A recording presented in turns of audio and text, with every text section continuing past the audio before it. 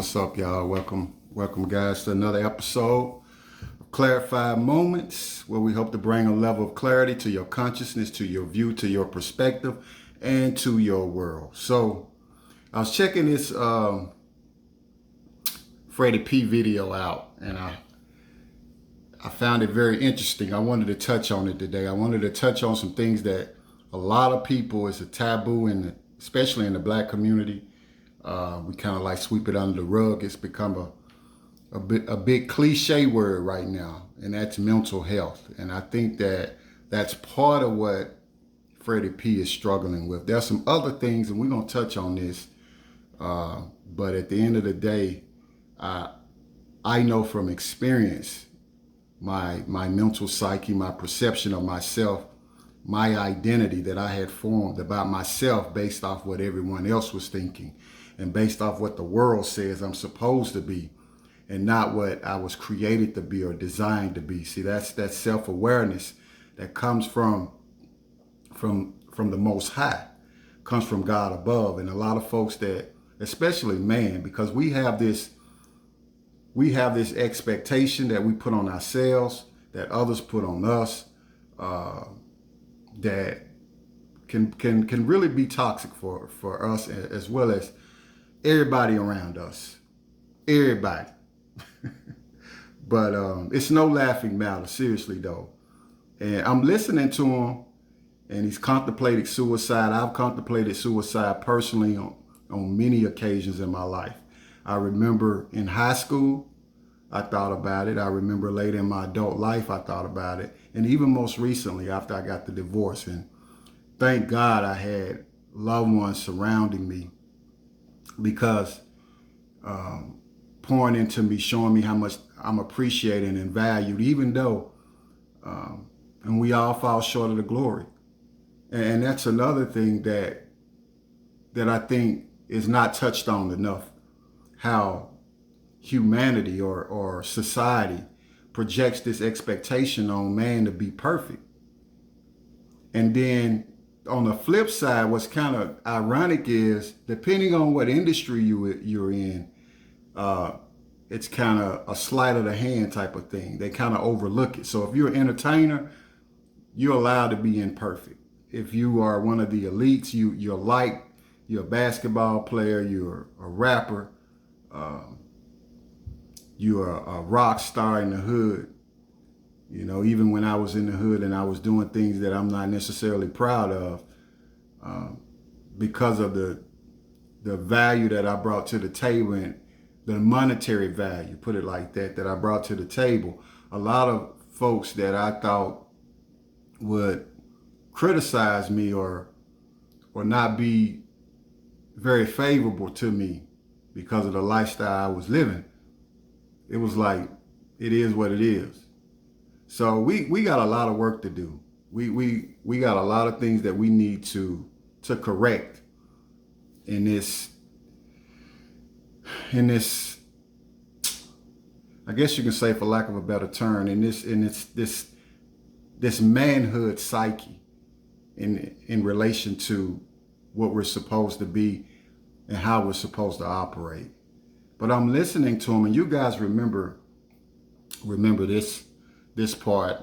You know, for those who don't know, Freddy P was a part of that group making of the band, and I used to watch it faithfully back in the day. I thought it was entertaining, interesting, all of the above. I really thought they were going to do something. Then I realized they ain't doing nothing but pimping them. I knew after a couple of, I say about 6 or 7 episodes, I said, Diddy ain't doing nothing but pimping them, because he wouldn't give them the game. I remember one episode where he was just, it was like, what are you waiting on? They asked him for the recipe and you won't even give it to them. And it's supposed to be to help you. It's because you are already going to win regardless, whether they win or not.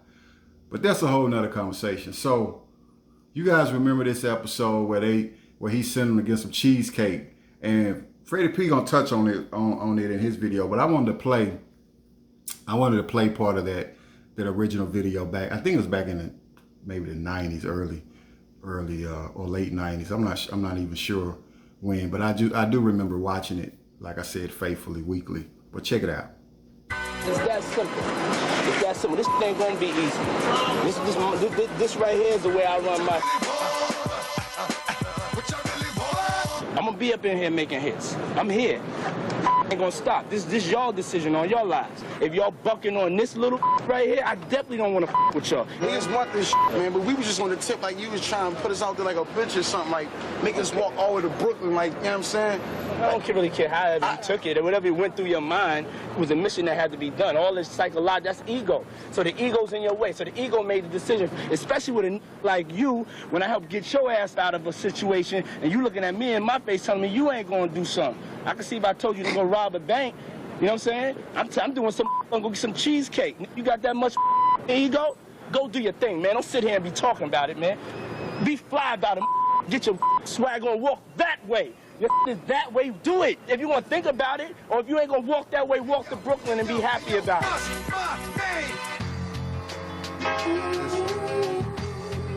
I'm gonna tell you straight like this. Listen. Hey yo, I walk down the block with my stomach in knots.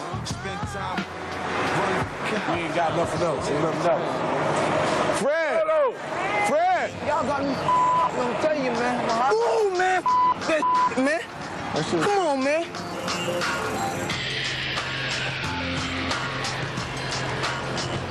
This got us walking to Brooklyn for some cheesecake. You wanna get mad with me, 'cause I am going nowhere. You wanna be bad with me, 'cause I don't ever go there. We're gonna team up in the end, too. Not go under that shit. Over! Hell, walking to Brooklyn. I ain't never do this, and I'm from New York.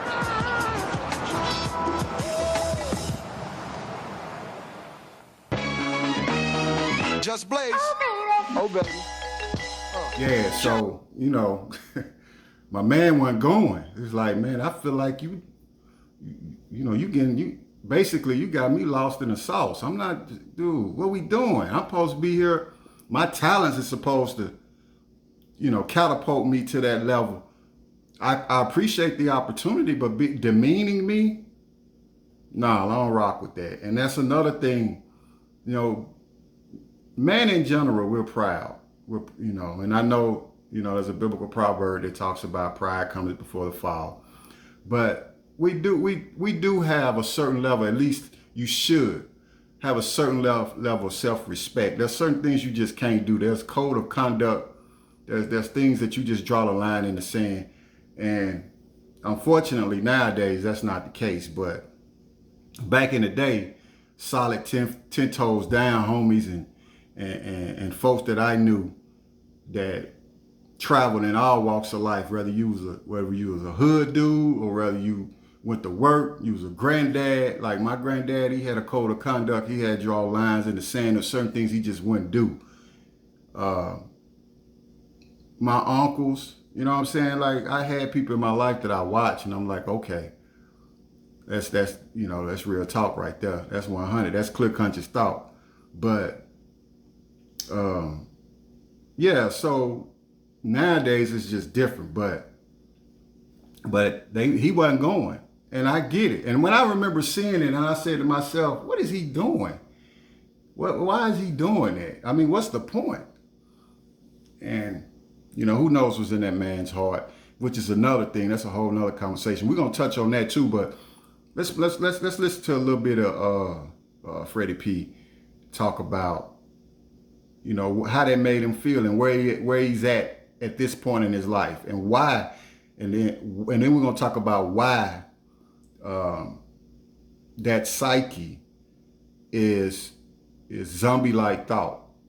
It's misinformed perception of things. It's the reality. And I thought about this early because it's mixed. It's your reality mixing with your perception of things. And I know your reality can affect your perception of things. But we've been called, those of the household of faith, we've been called to walk by faith and not by sight. There's a reason for that. And the reason is because your reality can tell you a lot of things. Your reality can send you out, as we used to say back in the day. Had you lost in the sauce, as them boys like to say today. But that's the reason why you can't get caught up in your reality. Your circumstances are subject to change. We walk by faith and not by sight. I might walk out the door and trip up over something that's going to change my life forever. But that mindset, that expectation, I got to have an expectation of those things. Not arrogantly and not, out of my own abilities. Excuse me. That's a part of it. But it can't be the end all be all, because we serve a high power with whom nothing is impossible. Everything is under his control. Even things that seem like they are out of control.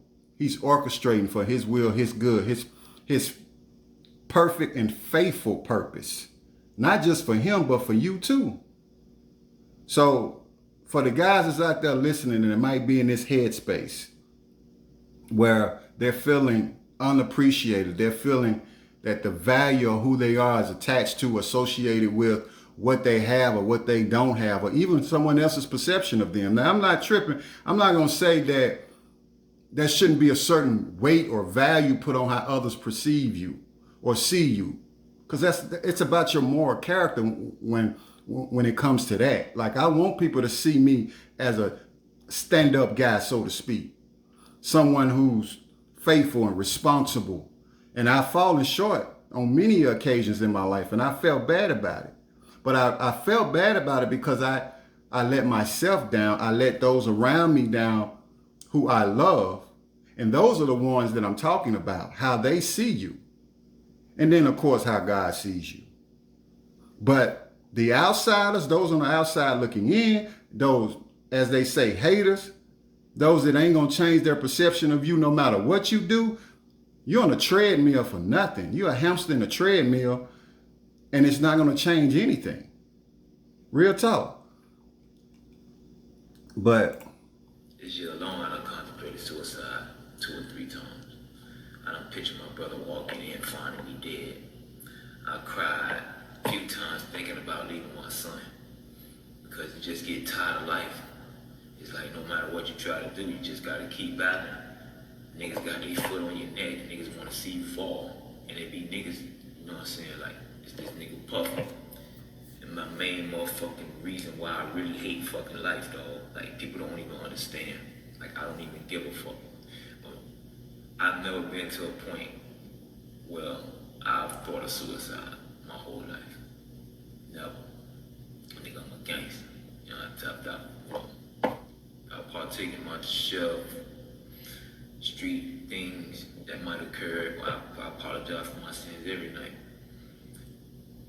But me personally, my own life, the thought alone, I'm telling my dog, I'm like, I don't even know how I started thinking like that. now see,